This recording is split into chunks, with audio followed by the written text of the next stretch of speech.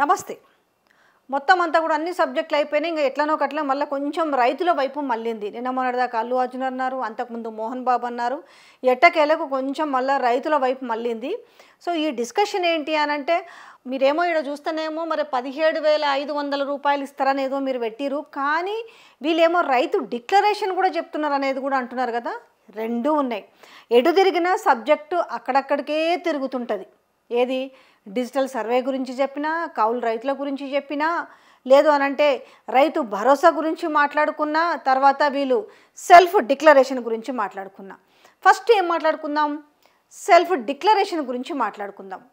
ఏంటి అంటే గతంలో కూడా స్టార్టింగ్లో కూడా ఉంది చూడు. గవర్నమెంట్లోకి రాగానే, కాంగ్రెస్ పార్టీ అధికారం చేపట్టగానే, ప్రభుత్వంలోకి రాగానే ఒక సమీక్ష పెట్టి అసలు రైతు బంధు ఎవరికి ఇవ్వాలి. అప్పుడు రైతు బంధు ఉండే కదా బీఆర్ఎస్ ప్రభుత్వంలో. ఇప్పుడు వచ్చేసి అది రైతు భరోసా అయింది.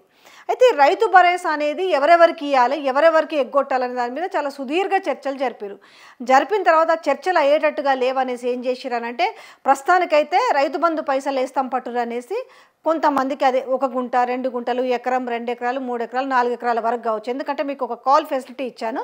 అప్పుడు ఎవరెవరికి ఎంత వచ్చిందో కూడా ఒకసారి చెప్పురు, నష్టం ఏం లేదు. అయితే 5,000 లెక్కన కొంతమందికి వేసారు, ఎకరానికి 5,000 లెక్కన.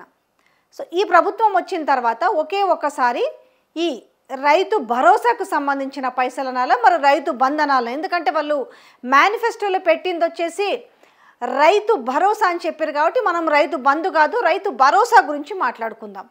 సో ఈ రైతు భరోసా కింద వీళ్ళు వేసింది ఎంత అంటే, ప్రతి రైతుకి అందమా ఇచ్చిన వాళ్ళలో ఉన్న ప్రతి రైతుకి 500 చొప్పున ఇచ్చారు, 5,000 ఎకరానికి. దాని తర్వాత ఏమైంది, ఇంకా దాని గురించి ప్రస్తావన లేదు. ఆ రైతు బంధు నిధులు ఎక్కడ పోయినాయో లేవు. సో ఇప్పుడు ప్రతి ఒక్కరు కూడా రైతులు వీళ్ళని ప్రశ్నిస్తున్నారు.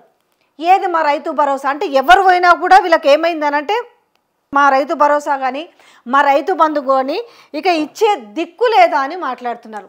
అయితే ఇక్కడ నేను మీకు స్పష్టమైన లెక్క చెప్తా. మీరు ఆల్రెడీ వాళ్ళు డిక్లరేషన్ అంటారు కదా, మాకు ఇంకా పైసలు ఏడొస్తాయి అని అనుకుంటారు కదా. కాదు, ప్రభుత్వం చెప్తుంది కదా, మీకు ఈ సంక్రాంతి తర్వాత అంటే రేవంత్ రెడ్డి ముఖ్యమంత్రి చెప్పింది కదా, సంక్రాంతి తర్వాత మీకు రైతు భరోసా వేస్తామని చెప్పారు. చాలా మంచిది.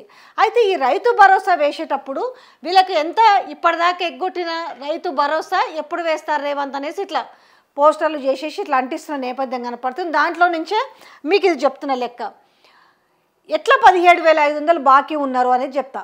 1 ఎకరానికి ఎంత బాకీ ఉన్నారు అంటే, మనకి యాసంగి వానాకాలం పాతది కలిపితే 2023 యాసంగిలో ఒక్కో ఎకరానికి ఎగ్గొట్టిన రైతు భరోసా ఎంత? ఆ రోజు ఏం చెప్పారు, ఇప్పుడు ప్రస్తుతానికైతే మేము 7,500 ఇవ్వలేము, 5,000 ఇస్తాము, ఆ తర్వాత ఆలోచిస్తాము 2,500 గురించి అని చెప్పారు.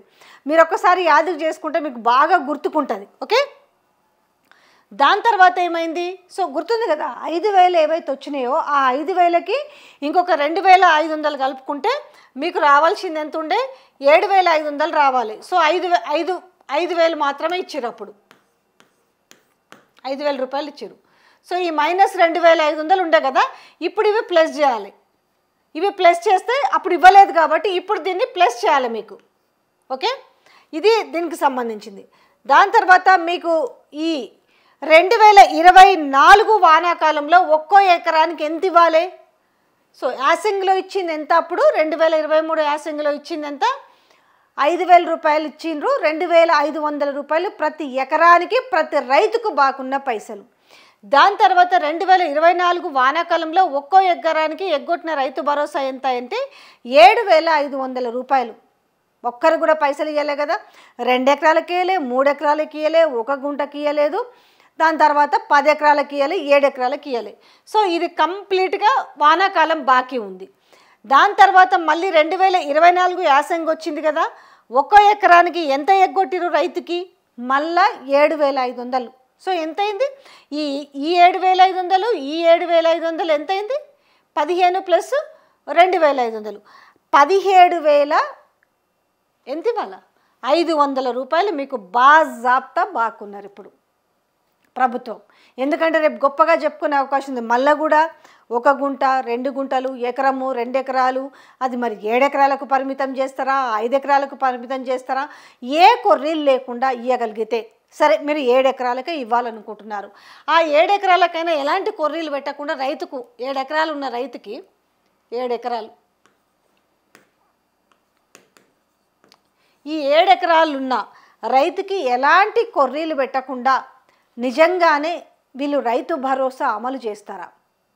ఈ రిమైనింగ్ ఇప్పుడు ఈ 7 ఎకరాల వాళ్ళకు ఎంతెంత బాకీ ఉన్నారో ఇవాళ ఈ 17,500 రూపాయలని ప్రతి రైతు అకౌంట్లో వేస్తారా? మీకు ఈ ప్రశ్న ఆల్రెడీ తలెత్తే ఉంటుంది. నేను మీకు ఇది చెప్తున్నాను ఎందుకంటే మీకు బాకీ ఉన్నది. ఈ కాంగ్రెస్ ప్రభుత్వం వచ్చిన తర్వాత ఎందుకంటే రైతు రుణమాఫీ గురించి మాట్లాడారు కదా. రైతు రుణమాఫీ గురించి మాట్లాడినప్పుడు ఏం చెప్పారు? ఏకకాలంలో 2 లక్షల రుణమాఫీ చేస్తామని చెప్పారు. సో రుణమాఫీ చేసినరా లేదా అనేది తీసుకున్న రైతులకే తెలుసు, ఇచ్చిన ప్రభుత్వానికే తెలుసు అన్న చందంగా మారింది. ఎందుకంటే ప్రభుత్వం మేము అందరికీ వేసినాము, 100% వేసినామని చెప్తున్నారు. 100% రైతులకి మేము రుణమాఫీ చేసినామని చెప్తున్నాం. ఎందుకంటే ఇది పెద్ద సబ్జెక్టు రుణమాఫీ. ఆ రుణమాఫీకి ఆశపడే 1.8% తేడాతోటి కాంగ్రెస్ పార్టీ అధికారంలోకి వచ్చిందనే విషయం కూడా ప్రతి ఒక్కరికి ఎరకనే. అయితే ఈ 100% రుణమాఫీ జరిగిందనేమో ముఖ్యమంత్రి రేవంత్ రెడ్డి చెప్తాడు. అడపోదడపో బ్యాంకు ఖాతాలు లేకపోతే ఆధార్ నెంబర్ సరిలేకపోవడం వల్ల కొంతమందికి కాలేదని సీతక్క చెప్తుంది. తుమ్మలు ఒకలాగా చెప్తారు, పొంగులేటి ఒకలాగా చెప్తారు. అంటే ఎవరు వర్షన్ వాళ్ళకి. ఇప్పటి వరకు నిఖార్సుగా మేము ఇంతమందికి చేసినామనే లెక్కను మాత్రం చెప్పలేకపోయినారు. ఇవాళ ఏ ఊర్లకు పోయినా, ఏ మండలానికి పోయినా, ఏ జిల్లాకు పోయినా కూడా మాకు రుణమాఫీ కాలేదని చెప్పే జనమే ఎక్కువైనరు. సో రైతులు కొంతమంది చెప్తారు ఏమని, మేము పోయి బ్యాంకులోకి పోయి అడిగితే మీ అకౌంట్ నెంబర్ తప్పుగుంది, మీ ఆధార్ నెంబర్ తప్పుగుంది అని చెప్తున్నారు అన్నారు. కరెక్టే.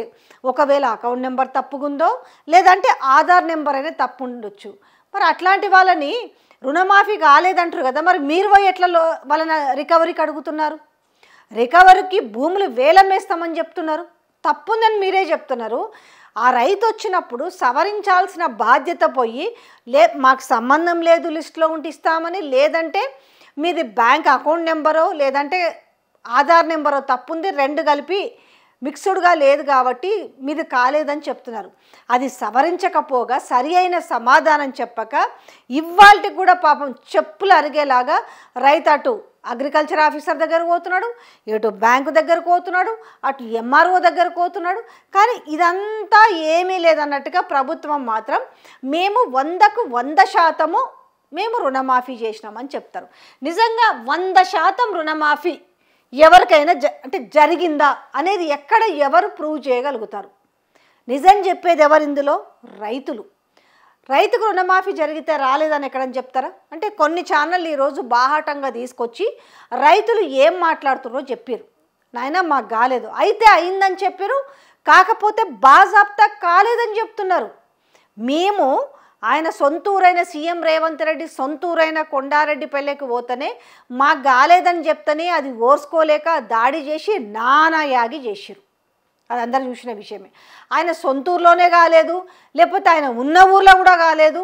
ఏ ఊర్లో? కొడంగల్లో. బయటికి మాత్రం పాప రైతులు ఇక్కడ ఏం చెప్పాలి, అయినా నిజం చెప్తున్నారు. మాకు కాలేదు అని బాజాప్తా చెప్తుంటే వాటన్నిటిని కూడా తప్పుపడుతూ ఇవాళ అందరికీ రైతు రుణమాఫీ అయిందని చెప్తున్న విధానం చూస్తే ఇంకా దేంతో నవ్వాలో అర్థం చేసుకోవాలి. ఇక మళ్ళీ ఎడిదిరి కౌలు రైతుల ముచ్చటకు వచ్చిరు. నిజంగా ఇవాళ కౌలు రైతుల పొట్టగొట్టింది ఎవరయ్యా అనంటే రేవంత్ రెడ్డి అని బాజాప్తా చెప్తా. అటో ఇటుగో రాష్ట్రంలో 30 లక్షల మంది కౌలు రైతులు ఉంటారు. కౌలు రైతులు అంటే అసలు ఎవరు? అదే పెద్ద సబ్జెక్ట్ ఏం కాదు.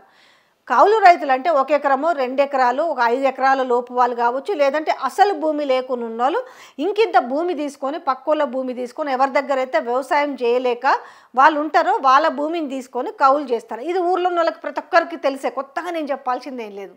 దాదాపుగా ఒక 16-17 లక్షల మందికి అసలు భూమే లేదన్న విషయం బయటపడింది.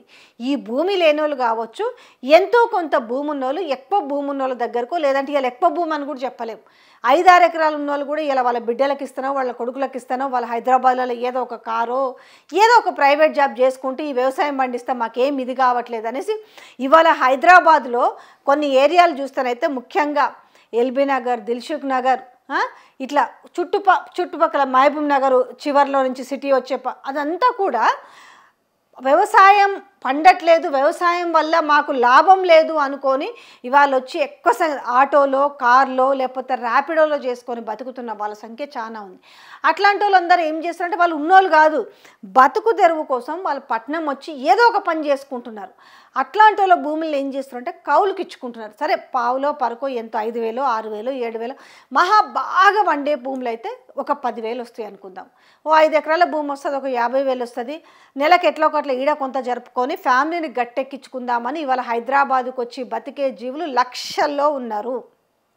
అలాంటి భూములు అయితే కొంతమందికి నిజంగానే ఎక్కువ ఉన్నా కూడా ఇచ్చుకుంటారు. సరే వాళ్ళకు 10 ఎకరాల భూమి ఉంది, మేము చేయలేమనుకున్న వాళ్ళు కౌలుకి ఇచ్చుకుంటారు.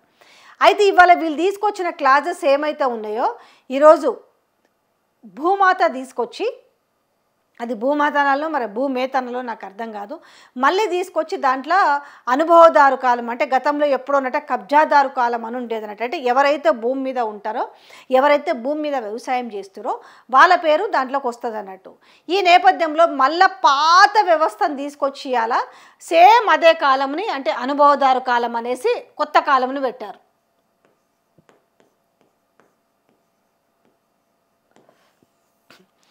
ఒక కొత్త కాలం తీసుకొచ్చి మళ్ళీ అందులో పెట్టారు. ఏంటి, ఎవరైతే మళ్ళీ కౌలుకి ఇచ్చుకుంటారో ఆ కౌలుదారుని పేరు కూడా ఆ పట్టాదారు పాస్ పుస్తకాల్లో పెట్టే అవకాశం ఉంటుంది. ఈ నేపథ్యంలో గతంలో అంటే ఎట్లా చేసినా నడిచింది.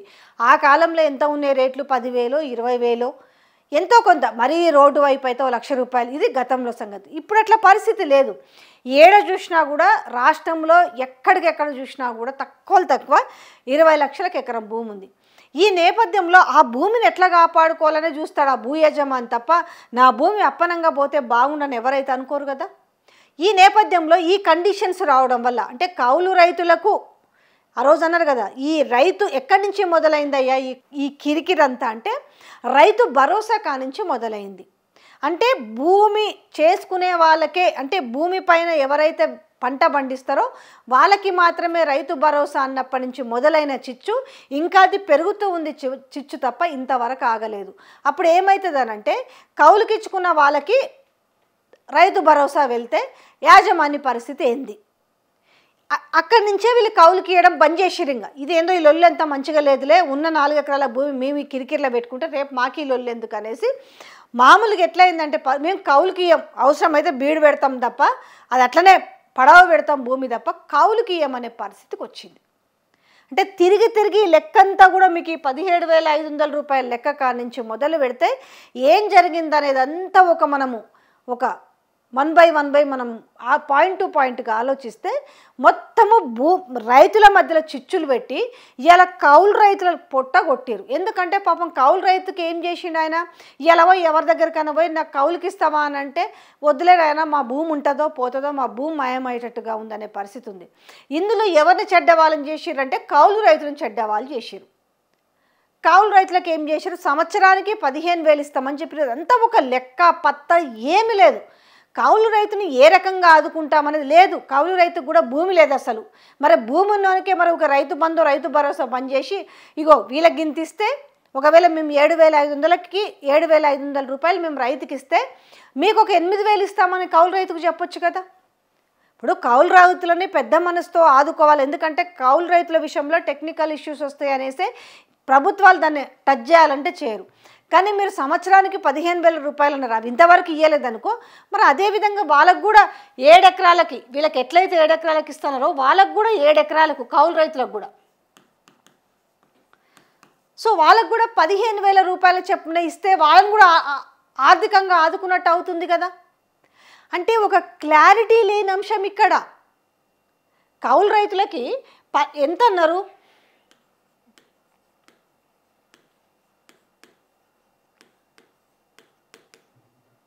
సో ఎంత, సంవత్సరానికి 15,000.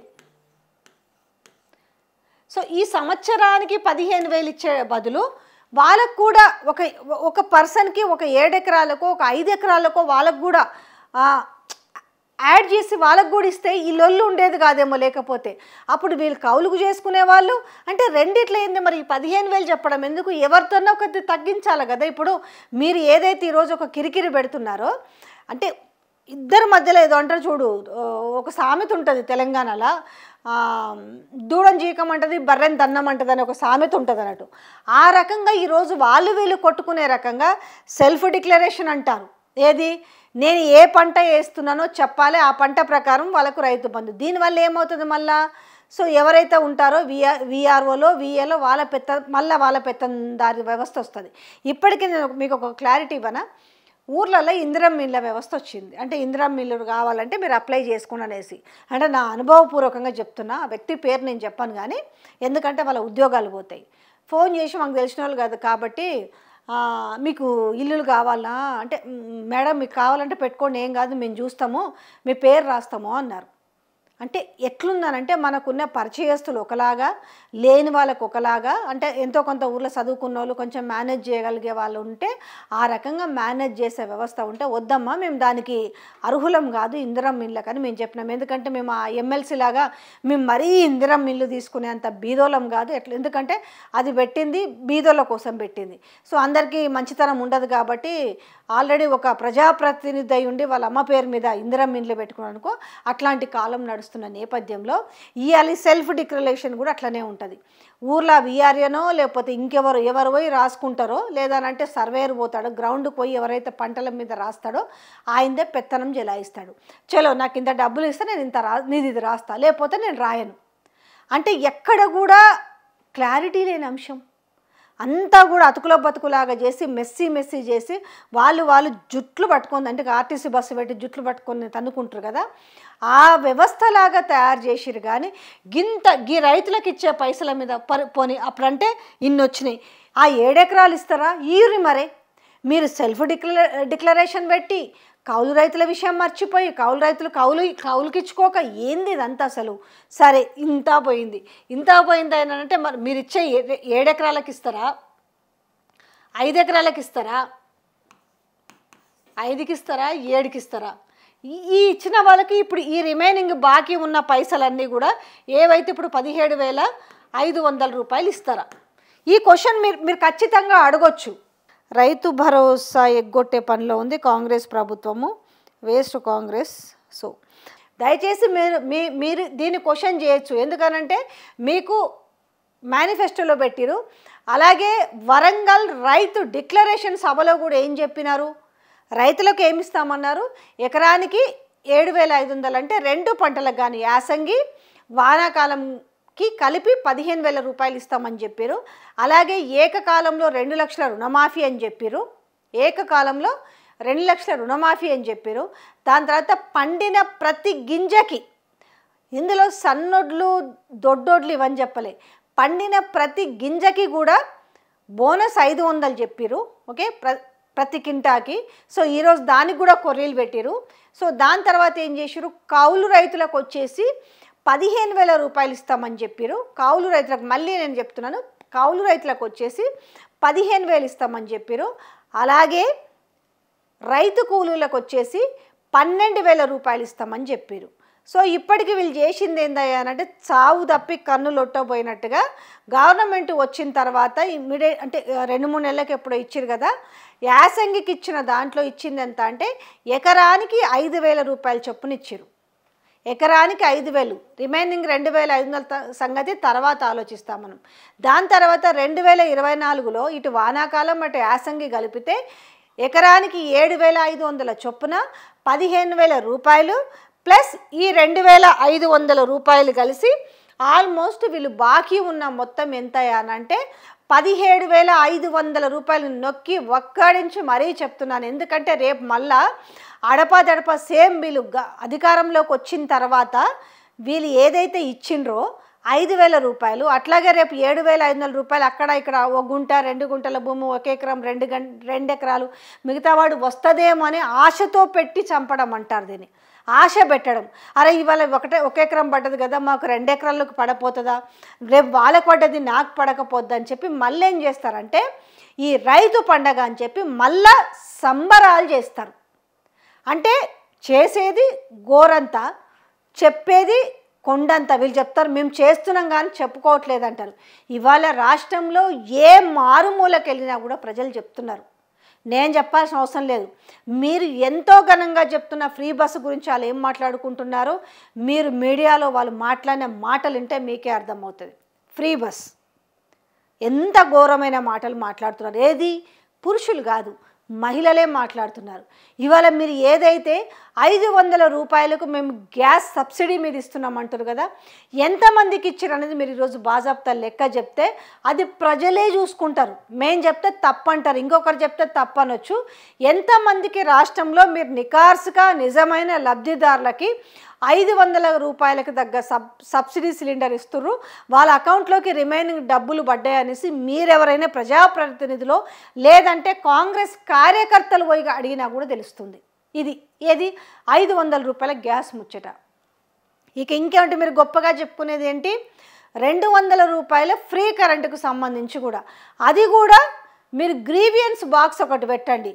ఎంతమందికి రాలేదు అని పెట్టండి, ఎంతమందికి ఈ ఫ్రీ కరెంటు రాలేదని పెట్టండి. ఇంకొకటి 2500 రూపాయలు 18 సంవత్సరాలు నిండిన తెలంగాణలో ఉన్న ప్రతి మహిళకు మీరు 2500 రూపాయలు ఇస్తామని చాలా ఘనంగా చెప్పుకున్నారు. మీరు చెప్పిన 6 గ్యారంటీల్లో భాగంగా ఆ 2500 రూపాయలకు సంబంధించి ఇప్పటి వరకు ఒక్క సమీక్ష జరగలేదు. మీ సమీక్షలు దేంతో జరిగినాయి అంటే అన్నీ తెలంగాణ ప్రజలకు అక్కర్లేని అంశాల మీద జరిపారు. ఎప్పుడు ఎవరిని ఎట్లా జైల్లో వేయాలి, ఎప్పుడు ఎట్లా కసి తీర్చుకోవాలి, సినిమా వాళ్ళని ఎట్లా కాళ్ళ దగ్గరకు తెచ్చుకోవాలి, సినిమా వాళ్ళతో ఎలాంటి సెటిల్మెంట్లు చేసుకోవాలి, దాని తర్వాత ఈ తెలంగాణ రాష్ట్ర వ్యాప్తంగా ఉన్న భూములు ఏ విలువైన భూములు ఉంటే వాటిని ఎట్లా మనం లాక్కోవాలి, ఇన్ని వీటిపైన పెట్టిన శ్రద్ధ, మూసి ఇళ్ళని ఎట్లా వడగొట్టాలి అంటే చేసుడు పక్కన పెట్టి తట్టేడు మట్టి తీయకపోయినా ముందు మనం కూలగొట్టుడు లాక్కునుడు వీటి మీద సమీక్ష జరిపారు. కానీ మహిళలకు ఇచ్చే 2500 మీద ఇంతవరకు సమీక్ష లేదు. పెన్షన్స్ మీరు 2016లో 4000 చేస్తామన్నారు, దాని మీద సమీక్ష లేదు. అలాగే దివ్యాంగులకు 4000 రూపాయలు బీఆర్ఎస్ ప్రభుత్వంలో చేస్తే కాంగ్రెస్ ప్రభుత్వంలో 6000 చేస్తామని చెప్పారు. ఇంతవరకు దాన్ని ఊసే ఎత్తలే. పాపం వాళ్ళందరూ కూడా ఇంకా ఎదురు చూస్తున్నారు. సో ఇక్కడ తెలివి మీరు ఏం చూపించాలనుకుంటున్నారు, ఇది ఎట్లాగూ ఎలక్షన్ పీరియడ్ కాదు, ఈ సంవత్సరం అంతా మనం ఎలక్షన్లతో కాలక్షేపం చేసినాం, మనం ప్రజలకు ఏమీ చేయలే. కానీ ఇంకా మనకి 4 ఏళ్ళ సమయం ఉంది కాబట్టి ఇంకా 3 ఏళ్ళ కాలం గడుపుదాం. అడిగేటోడేవాడు, మనం దించేటోడేవాడు. లాస్ట్ సంవత్సరంలో ఏదో ఇద్దాంలే, ఇస్తే వాళ్ళే చూసినవా కాంగ్రెస్ ప్రభుత్వం మనకు వచ్చిందని ఎగురుకుంటూ వచ్చి ఓట్లేస్తారని భ్రమలో ఉన్నారు. అప్పుడు అప్పో చేసి ఇద్దామని. కానీ తెలంగాణ ప్రజలు కూడా చాలా తెలివైన వాళ్ళు, ఓపిక పడుతున్నారు. ఆ ఓపిక ఎంతవరకు పట్టాలో అంతవరకే ఓపిక పడతారు అనే విషయం మీరు గుర్తుంచుకోవట్లేరు. రేపు మీరు కనుక అక్కడొకరికి ఈ పైసలు కనుక మీరు వేస్తే ఏది మళ్ళీ మీరు పండగ చేసుకుంటామంటారు కదా, మేము రైతు పండగ చేస్తామని చెప్తారు కదా, ఆ రైతు పండగ మొన్న మీరు చేసిరు కదా, ఏది అందరికీ 2 లక్షల రుణమాఫీ చేసినామని చెప్పి మీరు రైతు పండగ అని చెప్పారు కదా, ఆ రైతు పండగ ఎట్లుంటుందో రేపు మీరు ఇచ్చే రైతు భరోసా కూడా అట్లనే ఉంటుంది. సో తెలంగాణ ప్రజలు ఖచ్చితంగా నికాసుగా మీరు అడగాల్సింది ఏందనంటే మా 17,500 రూపాయలు ఏవి అడగాల్సింది. అభిప్రాయాన్ని కూడా తెలియజేయచ్చు. మీకు అంటే ఇప్పుడు 7,500 ఇచ్చారు కాబట్టి సరిపోతుంది, ఇంకా రేపు ఇవ్వాల్సిన అవసరం లేదని మీరు అనుకుంటారా, లేకపోతే మీకు బాకీ ఉన్న ప్రతి పైసా మీకు అవసరమా, అంటే 7,500 రూపాయలతో మేము సరిపెట్టుకుంటామా, లేదనంటే అట్లెట్లా ఉంటుంది, మాకు మేనిఫెస్టోలో పెట్టారు కాబట్టి మాకు మా డబ్బులు రావాలి అనే దాన్ని అడుగుతారా? ఎందుకంటే వీళ్ళు చాలా తెలివిగా, ఎందుకంటే కొంతమందికే రైతు ఆ రోజు ఇచ్చింది రైతు బంద్ ఇచ్చారు, రైతు భరోసా కూడా కాదు. ఆ రైతు బంద్ ఇచ్చి చేతులు దులుపుకున్న వైనం చూసిరు కదా, దాంతో వదిలేస్తారా, లేదనంటే మీకు రావాల్సిన ఈ 17,000 మాకు రావాల్సిన 17,500 ఎగ్గొట్టిరు కాబట్టి ఆ పైసలు ఇస్తారా అని అడుగుతారా? ఎందుకంటే వీళ్ళు చాలా తెలివిగా ఏమార్చే ప్రయత్నం చేస్తారంటే ప్రభుత్వం ఏమనుకుంటుందంటే ప్రజలు ఏముంది మేము ఇచ్చింది తీసుకుంటారు, సంబరపడతారు. ఇప్పుడు ఇచ్చినాం అనుకో కొంతమందికి ఏదో కొన్ని కండిషన్లు కొర్రీలు పెట్టేసి ఇచ్చేసినాం అనుకో ఆడికి సంబరపడిపోతారు అనే దాంట్లో ఉంటారు. ఇది వాస్తవమో కాదో అనేది మీరే ఒకసారి ఆలోచించుకోవాలి. ఇక రెండో విషయము మీరు మర్చిపోలేదు, కానీ నేను అయినా కూడా మళ్ళీ గుర్తుకు చేస్తున్నా. ఏంటి అనంటే రుణమాఫీ గురించి కూడా. ఆ రుణమాఫీ గురించి మిగతా రుణమాఫీ చేస్తారా, వాళ్ళు చెప్పిన లెక్క ప్రకారమైనా కూడా 23,000 కోట్లేమో చేసినామని చెప్తారు. 21 కోట్లు మొత్తానికి ఎంతనో, కానీ మొత్తానికైతే ఇంకా దాదాపు సరే వాళ్ళ లెక్క ప్రకారం చూసినా వాళ్ళు ఏం చెప్తారు, రైతులు కాదు అంటున్నారు. మేము 21 కోట్ల చిల్లర చేసినాం, 21,000 కోట్ల. అట్లా చూసుకున్నా కూడా ఇంకా ఇంచుమించుగా 10,000 కోట్లు, 9,000 కోట్లు బాకీ ఉన్నారు కదా. ఈ 9,000 కోట్ల బాకీని రైతులకు ఎప్పుడు చెల్లిస్తామో, వాళ్ళ ఖాతాల్లో ఎప్పుడు డబ్బులు వేస్తామన్న విషయాన్ని కూడా చెప్పట్లేదు. రెండోది, బీఆర్ఎస్ ప్రభుత్వంలో ప్రతి యాసంగికి కావచ్చు వానాకాలం కావచ్చు 7,700 కోట్లు బడ్జెట్ ఉండేది. ఏది? రైతు బంధు ఇవ్వడానికి. సో కనీసం మేము ఇన్ని కట్ చేసినాము, మేము ఇంతమందికి ఇస్తాము అనేసి ఆ విషయాన్ని కూడా వీళ్ళు బయట పెడతలేరు. ఏమన్నంటే ఒకటే అంటే ఇందులో ఏంది 100 ఎకరాల వాళ్ళకు ఇచ్చినారు, వాటికి ఇచ్చినారు, వీటికి ఇచ్చినారు అని చెప్పి ఒక టాపిక్ని ఏం చేస్తారంటే మళ్ళించే ప్రయత్నం చేస్తున్నారు. అంటే అవును కదా, అట్లా ఇచ్చిరు కదా, అది వేస్ట్ కదా అని. కానీ అది పక్కన ఆ లెక్కలు ముందర పెడతలేరు. భూస్వాములు ఎంతమంది ఉన్నారు, 5 ఎకరాలలో ఎంతమంది ఉన్నారు, 6 ఎకరాలలో ఎంతమంది ఉన్నారు, ఈ లెక్కలు పక్కన అస్సలు చెప్పరు వాళ్ళు. నిజాలను అనేది చెప్పకుండా ఓన్లీ బదనామంతా కూడా మనం పాత దాని మీద వేద్దాము, మనం దీంట్లో నుంచి కాలం గడుపుకుంటూ పోదాం అనేది ఒక విషయం తప్పితే రిమైనింగ్ మేము ఇది చెయ్యాలనుకుంటున్నాము, ఇది చేస్తున్నామనే విషయాన్ని మాత్రం చెప్పలేరు. ఇంకా రేపు రైతులందరూ కూడా అనవసరంగా ఇప్పటికే ప్రజాభవన్కి వచ్చేసి ప్రజాపాలన అని చెప్పారు. అక్కడ సీఎం ఎట్లాగూ ఉండడు అనుకోండి, ఆయన ఉండడు, ఆడికి వచ్చేస్తున్నారు. రేపు ఆయనది ఇంకా రోడ్లకు ఎక్కిరనుకో, ఇప్పటికే ఎక్కుతున్నారు. రేపు పరిస్థితి విషమిస్తే చాలా కష్టం కాబట్టి అనేసి మనం ఎట్లాగో అట్లాగా కొన్ని కొర్రీలు పెట్టైనా సరే వాళ్ళకి మనము ఇచ్చాలి ఎంతో కొంత. కానీ ఈ విషయం వాళ్ళు అడగరు కదా. రేపు 7,500 ఒకవేళ అకౌంట్లో పడ్డాయనుకో ఆడికే మురిసిపోతారు, ఆడికే ఆనందపడతారు, ఆడికే సంతోషపడతారు. కానీ సో వాళ్ళు ఎవరు కూడా మనల్ని అడగరు అనుకుంటున్నారు. కాబట్టి వాళ్ళకు కూడా యాదుకుంది, వాళ్ళు మర్చిపోరు. ఎందుకంటే మీకు ఇస్తానన్న బరాబర్ బాకీ ఇది, మీకు ఇస్తానన్న పెండింగ్ పైసలు ప్రభుత్వం మీకు ఇవి బాకీ పడ్డది. మీకు ఎన్ని ఎకరాల వరకు అయితే సరే, 10 ఎకరాల వరక 7 ఎకరాల వరక ఒక్కొక్కరికి ఎకరం చొప్పున ఇంతింత లెక్కేసుకుంటే ఎంతెంత బాకీ పడ్డారనే విషయం మీకే అర్థమవుతుంది. అంటే మళ్ళీ రైతులని ఇంకొకసారి ఒక విధంగా డిజిటల్ సర్వే అంటారు. అంటే భూమి అమ్ముకోవాలన్నా కొనాలన్నా రేపు మంచో చెడు చదువులకో పిల్లల చదువులకో లేదంటే పెళ్ళిళ్ళకో దేనికో దానికి రైతు భూమి అమ్ముకోవాలనుకుంటారు. కానీ వాళ్ళని ఎత్తిన కూడా ఒక పిడిగేసిరంటే డిజిటల్ సర్వే, అది కూడా ఎవరు చేసుకోవాలి? రైతే రేపు డిజిటల్ సర్వే చేసుకొని రిజిస్టర్ ఆఫీస్కి పోతే తప్ప రిజిస్టర్ కాని పరిస్థితి భూమి ఉంది. ఎంతమంది ఉన్నారో పోని మంచిదే, ఒకవేళ మీరు డిజిటల్ సర్వే అంటున్నారు. మన తెలంగాణ వ్యాప్తంగా ఉన్న ఎంతమంది ఉంటారు సర్వేయర్సు? 250 మంది ఉన్నారు. 250 మంది సర్వేయర్లు ఉంటే ఎన్ని రిజిస్ట్రేషన్లు అయితే రోజుకి?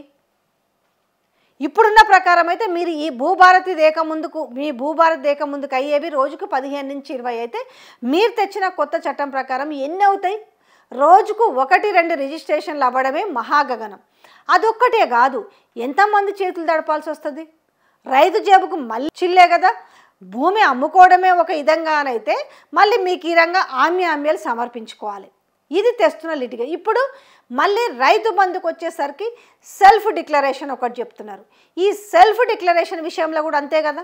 ఇవాళ మళ్ళీ ఇది చేతులు తడిపే, మళ్ళీ లంచాలు ఇచ్చుకోవాలి, మళ్ళీ ఎవరి జేబులకు చిల్లుబడాలి అంటే మళ్ళీ రైతు జేబులకే చిల్లుబడాలి.